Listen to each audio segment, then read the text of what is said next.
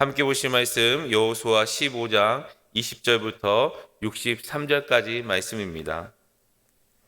여호수아 15장 20절부터 63절까지입니다. 한 절 한 절 읽고 마지막 절은 같이 읽도록 하겠습니다. 유다 자손의 지파가 그들의 가족대로 받은 기업은 이러하니라. 유다 자손의 지파의 남쪽 끝 에돔 경계에 접근한 성읍들은 갑셀과 에델과 야굴과 기나와 디모나와 아다다와 게데스와 하솔과 인난과 십과 데렘과 부알롯과 하솔 하다닥과 그리옥과 헤스론 곧 하솔과 아망과 세마와 몰라다와 하사가다와 헤스몬과 벳 벨렛과 하살소알과 부엘세바와 비스요다와 바알라와 이임과 에셈과 엘도락과 그 실과 홀마와 시글로앗과 만만나와 산산나와 느바옷과 실힘과 아인과 림몬이니 모두 29 성읍과 그 마을들이었으며 평제에는 에소다올과 소라와 아스나와 사노아와 엔간님과 답부아와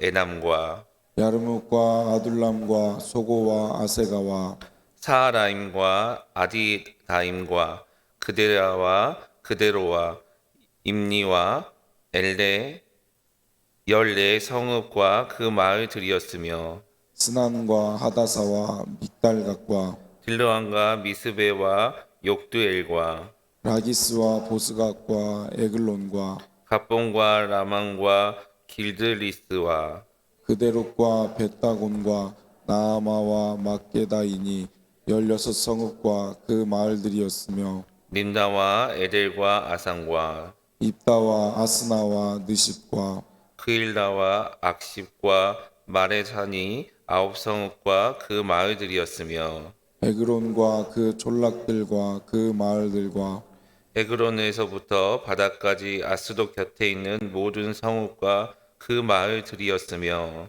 아스돗과 그 촌락들과 그 마을들과 가사와 그 촌락들과 그 마을들이니 애굽 시내와 대 경계까지 이르렀으며 산지는 사밀과 얏딜과 소고와 단나와 기럇산나 곧 드빌과 아남과 에스드모와 아님과 고센과 홀론과 길로이니 11성읍과 그 마을들이었으며 아랍과 두마와 에상과 야님과 벳 타푸아와 아베가와 훔나와 기랏 아르바 곧 헤브론과 시올이니 9 성읍과 그 마을들이었으며 마온과 갈멜과 십과 유다와 이스르엘과 욕두암과 사노아와 가인과 기부아와 딥난이 10성읍과 그 마을들이었으며 하룰과 벳술과 그돌과 마하락과 벳 아논과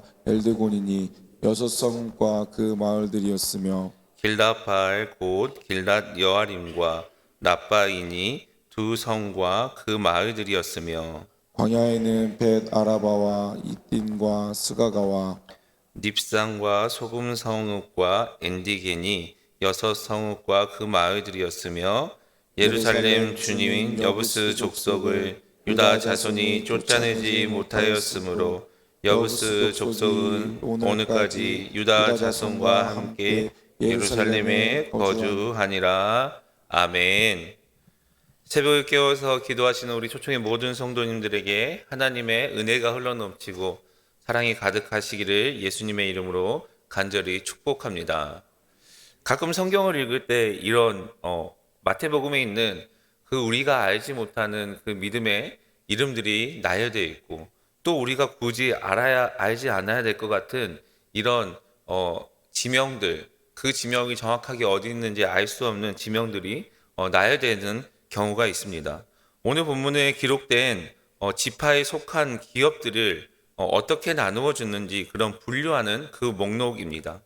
유다 지파가 받은 땅의 특성상 4가지 형태로 나누어지는데 첫 번째는 남방 네게부부터 지역에 해당되는 21절부터 32절까지 말씀입니다. 두 번째는 골짜기나 평지 지역을 이루었던 33절과 47절을 이루고 있으며 세 번째로는 산악 지역으로 48절과 60절에 해당됩니다. 그리고 유대 광야 지역인 61절과 62절을 기록하고 있고 여기 기록된 대로 이 지역은 모든 성읍은 122개였습니다. 이러한 기록은 이 당시에 살았던 사람들이 땅에 문제가 생겼을 때 이 땅이 네 땅이냐 내 땅이냐라고 했을 때 그 싸움을 해결하는 중요한 땅의 목록이기도 하고 목록이기도 합니다. 그래서 요즘으로 말하면 땅 문서와 같은 그런 효능을 가지고 있었다라는 거죠. 그래서 당시 이들에게는 굉장히 중요한 목록에 해당합니다. 오늘 본문 20절 말씀 다 같이 읽어보도록 하겠습니다. 시작. 유다 자손의 지파가 그들의 가족대로 받은 기업은 이러하니라. 아멘. 오늘 본문을 읽어보면 새로운 이야기는 사실 없습니다. 땅 나누기 이야기죠. 도시 이름이 우리에게 새롭게 느껴지는 것 외에는 이 땅 나누는 이야기가 계속 반복되고 있습니다. 20절에 그들의 가족대로 받은 기업이라고 이렇게 이야기하는 것은 한 부모 아래 자라는 그 공동체 가족을 이야기하는 의미이고 더 넓은 관계로는 우리가 흔히 알고 있는 친인척 관계 이렇게 해당하는 단어입니다. 이스라엘의 이 가족을 나타냈을 때 이스라엘 백성들을 나타냈을 때 전체 백성을 말할 때는 주로 백성이라고 국가의 기준으로 말할 때는 백성이라고 부릅니다. 그리고 부족 혹은 지파라고 이야기를 하며 그래서 12지파로 나누어지죠. 그리고 그 지파 내에 족속이라는 의미로 친족, 집단을 말하는 그 단위가 있습니다. 이스라엘 백성들이 가나안 땅을 분배를 받을 때 지파의 기준으로 분배를 받았습니다. 지파별로 땅을 주어질 때 그 안에 그 땅의 성읍의 숫자 그리고 들의 넓이를 고려하여 각 가족들에게 나누어 주었다라는 거죠. 지파 안에 지파, 그러니 오늘 말하는 이 가족 단위, 가족대로 받은 이 단어를 보았을 때에 세분화된 가족의 숫자대로 그 크기에 따라 그 인원에 따라 땅을 분배했다라는 것을 우리는 오늘 본문을 통해서 알 수 있게 됩니다. 이 각 지파의 단위, 주어진 성읍의 단위는 그 당시에 가장 효율적으로 땅을 관리할 수 있는 적절한 단위였기 때문입니다. 21절부터 32절까지 그리고 남쪽으로 내려가는 성읍 29개의 마을이 기록되어 있습니다. 그런데 여러분 21절부터 32절까지 읽어보면 마을이 29개였을까요? 그냥 성경에 29개라고 이렇게 돼 있기 때문에 그냥 믿음을 가지고 그냥 29개구나 이렇게 읽었지 이게 정확하게 몇 개 성읍인지 읽어보진 않으셨을 것입니다. 그런데 조금만 말씀에 관심이 있고 조금만 내가 하나님의 말씀을 알려고 노력한다면 이거를 21절부터 32절까지 세어보면요 35개가 넘습니다. 하나님의 말씀은 1.1획도 틀리지 않는다라고 이렇게 이야기했는데 왜 35개가 넘을까 생각해 보셨나요? 그런데 사실 이 35개가 넘는 거에 대해서 어떠한 신학자들도 명확하게 명확하게 결론을 내리지 못합니다. 그리고 더 중요한 것은 21절에 시작할 때 갑스엘이라는 이름의 성읍이 나오는데 이 성읍이 정확하게 지금 어디에 위치하고 있는지 어떠한 사람이 살았는지 정확하게 모릅니다. 이렇게 기록되어 있는 도시의 이름은 고대 근동의 도시였고 우리가 흔히 잘 성경에 알고 있는 브엘세바와 같은 땅들만 명확하게 어딘지 알고 있다라고 하지만 나머지 도시들은 도대체 어디에 있는지 그리고 그 도시가 29개인지 35개인지 명확하게는 알 수 없습니다. 당시 땅을 분배할 때 중요한 목록으로 사용되었지만 우리가 봤을 때는 땅을 나눴던 그냥 기준이라는 것만 알게 됩니다. 그런데 여러분 하나님께서 이렇게 기록한 이유가 무엇일까요? 분명히 29개 마을이라고 성읍이라고 했는데 29개가 넘는 이러한 이유는 무엇일까요? 그것은 바로 하나님께서 그 땅을 주시겠다는 약속을 증명하기 위해서 그 모든 지명을 구체적으로 기록했습니다. 흔히 이야기해서 전주 땅을 주겠다라고 이렇게 하면서 점령한 땅이 전주였다라고 이렇게 끝나면 그냥 전주 땅을 이렇게 우리가 얻었구나라고 이렇게 생각했겠지만 전주에 속한 동네 이름 하나하나. 그런데 여러분 아마 많은 신학자들이 이렇게 이야기하는데 동네 이름이 바뀌잖아요. 우리가 옆에 있는 동산동도 여의동으로 바뀌었잖아요. 이러한 영향이 있지 않을까라고 이렇게 신학자들이 주장을 하기도 합니다. 그런데 그것이 중요한 것이 아니라 땅의 지명이 중요한 것이 아니라 중요한 것은 하나님께서 이스라엘 백성들과 한 약속을 명확하게 지켰다라는 그 구체적인 하나하나의 기록을 한 것입니다. 그리고 이 성읍을 하나하나 그 이스라엘 백성들이 읽을 때마다 하나님께서 주신 그 약속의 은혜를 풍성하게 누려라는 성취했다라는 것을 그 이스라엘 백성들에게 주기 위한 그 마음에 새겨야 할 그 마음을 하나님께서 주신 것입니다. 그래서 여러분 우리가 이 땅을 읽으면서 이 땅이 도대체 어디의 땅인지도 모르고 우리가 이 땅을 모르는데 왜 읽어야 할까라고 하는 것이 아니라 하나님께서 우리에게 주시고자 하는 그 온전한 하나님의 약속의 말씀이 이스라엘 백성을 통해서 이루어졌기 때문에 우리에게도 이루어질 거라는 그 감동의 마음으로 읽어야 한다라는 것입니다.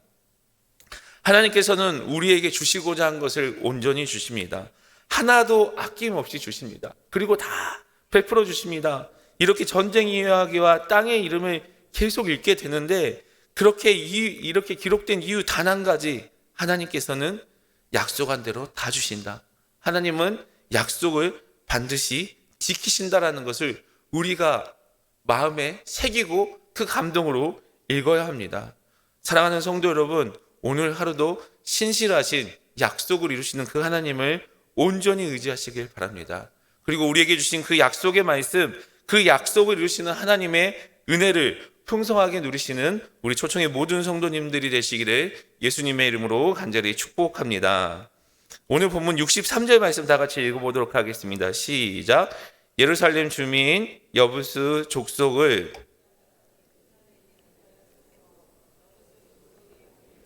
유다 자손과 함께 예루살렘에 거주하니라.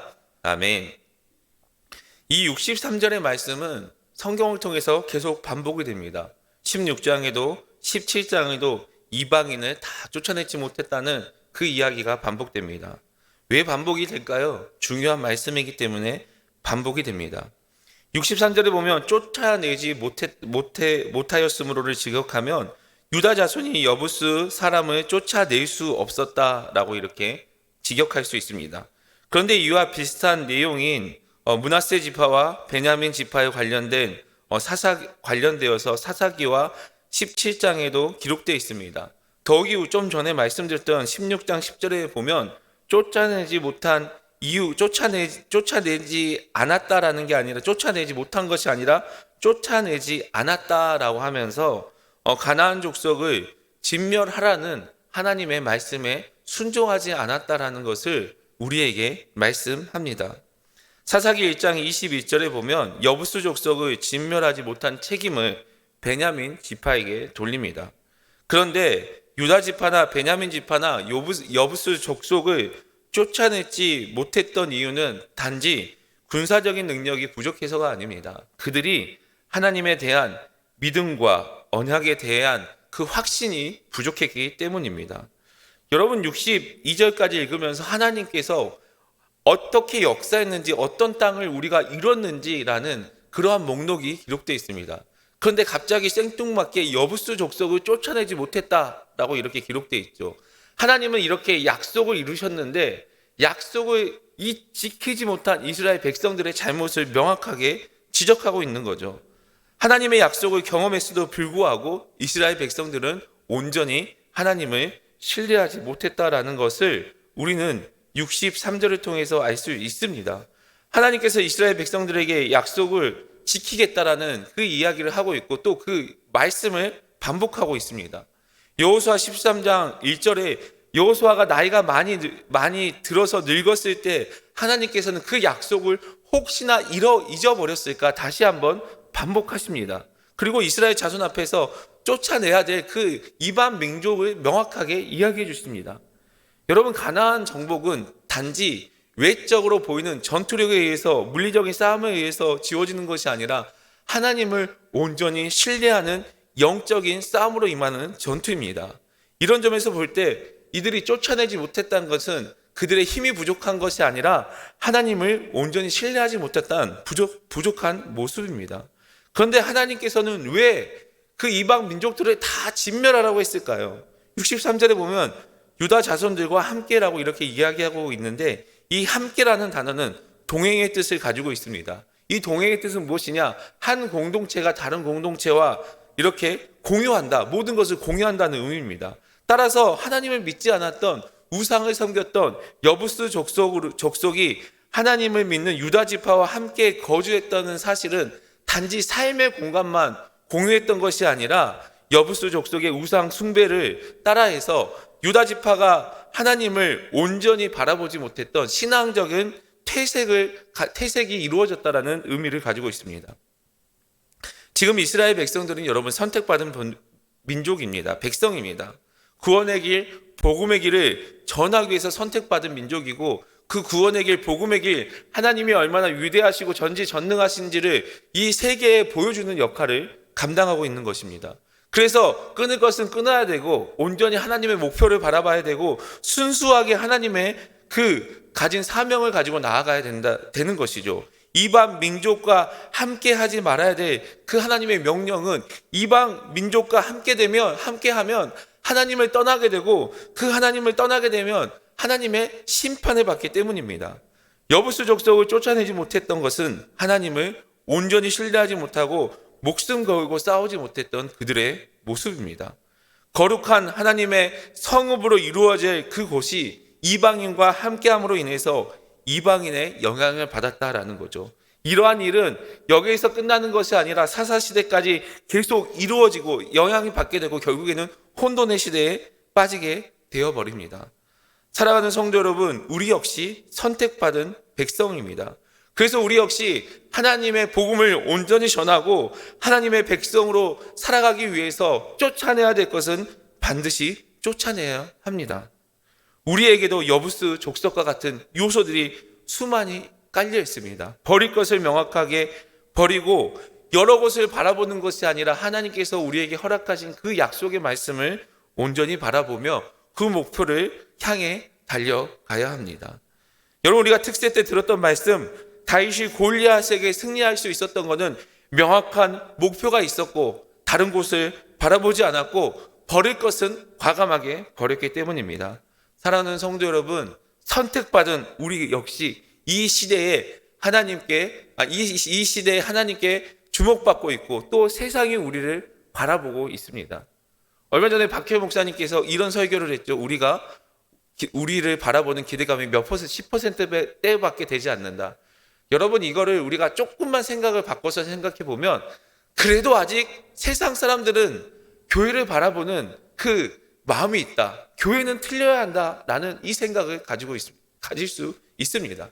아직 우리가 세상을 주목받고 있고 그 주목받을 때에 우리가 하나님의 백성으로서 선택받은 백성으로서 복음을 전하기 위해서 노력하고 하나님의 말씀대로 살아간다면, 그 말씀대로 우리가 살아간다면 우리가 다시 이 세상을 주목받고 이 세상을 다윗처럼 이끌어 갈 수 있는 그러한 하나님의 백성이 될 수 있다는 것을 마음에 새기시길 바랍니다. 여부스 족속을 멸하는 하나님의 말씀을 순종하지 않았던 그 이스라엘 백성들의 그 말씀이 결국에는 문제가 발생이 됩니다. 여러분, 문제는 우리가 하나님의 말씀에 순종하지 않았을 때 시작이 됩니다. 그렇기 때문에 오늘 하루도 우리가 하나님의 말씀을 듣고 그 말씀을 묵상함으로 하나님의 말씀에 순종하는 삶을 살아가시기 바랍니다. 그래서 새 예루살렘 성, 거룩한 성, 하나님의 말씀에 순종함을 이루면서 하나님의 말씀을 이루시기 위해서 온전히 오늘 하루도 십자가의 복음을 바라보고 그 십자가의 예수님의 은혜를 누리며 성령이가 동행하는, 우리가 밟는 그 땅마다 하나님의 은혜가 만들어지는 내실을 세워가는 우리 초청의 모든 성도님들이 되시기를 예수 그리스도의 이름으로 간절히 축복합니다. 사랑의 하나님, 감사합니다. 오늘도 우리에게 새날을 주시고 오늘 하루도 주님 앞에 나와 새 힘을 얻어 살아갈 수 있게 하심을 감사합니다. 하나님, 약속을 이루시는 그 하나님을 우리가 온전히 바라볼 수 있도록 인도하여 주시옵소서. 수많은 성읍들의 기록들, 이렇게 하나님께서 약속을 이루셨구나 라는 그 마음으로, 그 감동으로 우리가 읽을 수 있도록 인도하여 주시옵소서. 그래서 우리가 그 약속의 말씀을 온전히 읽고 묵상함으로써 이 시대에 하나님의 영향력을 발휘할 수 있고 세상에 승리할 수 있는 우리 초청의 모든 성도님들이 될 수 있도록 주께서 인도하여 주시옵소서. 온전히 주님의 말씀을 의지하며 발걸음을 옮기며 나아갔을 때에 다윗이 온전히 하나님의 목표를 바라보며 나아가며 골리앗을 무찔렀던 것처럼 이 골리앗과 같은 세상에 우리가 서 있을 때 승리할 수 있는 우리 초청의 모든 성도님들이 될 수 있도록 주님께서 인도하여 주시고 은혜 허락하여 주시옵소서. 오늘도 그런 은혜를 누리고 살아갈 수 있길 소망하며 예수 그리스도의 이름으로 간절히 기도드립니다. 아멘. 이 시간 말씀을 기억하면서 주님 앞에 기도하며 나아가도록 하겠습니다. 하나님의 말씀을 순종하기 위해서 말씀을 읽고 묵상할 수 있는 우리가 될 수 있도록 위해서 기도하시기 바랍니다. 오늘 금요 철야 예배가 진행되는데 이 금요 철야를 통해서 성령의 은혜를 경험할 수 있도록 청년부 수련회가 진행되고 있습니다. 우리 청년부들이 이 시대에 하나님 앞에 쓰임받는 믿음의 세대가 될 수 있게 위해서 기도해 주시고, 교회를 위해서 기도할 때 교회를 이끌어 가시는 담임 목사님이 영역간에 강건함 허락하여 주시고, 우리는 같은 생각, 같은 마음, 같은 말을 할 수 있어서 하나님의 사명을 이룰 수 있는, 온전히 이룰 수 있는 저희 모두가 되게 해달라고. 그리고 각자의 기도 제목을 가지고 이 시간 주여 한번 부르짖고 주님 앞에 간절히 기도하며 나아가도록 하겠습니다. 주여